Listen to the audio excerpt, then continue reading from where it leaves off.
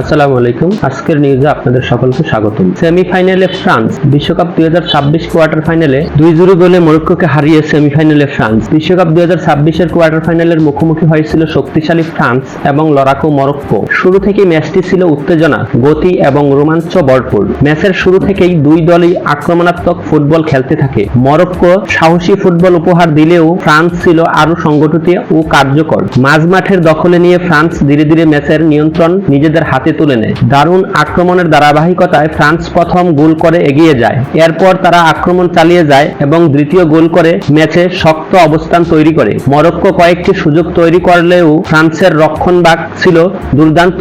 শেষ বাঁশি বাজার সঙ্গে সঙ্গে নিশ্চিত হয় ফ্রান্সের 2-0 গোলের জয়। এই জয়ের মাধ্যমে তারা বিশ্বকাপ 2026 এর সেমিফাইনালে জায়গা নিশ্চিত করে। মরক্কো লড়াই করলেও এবার তাদের যাত্রা শেষ হলো কোয়ার্টার ফাইনালেই।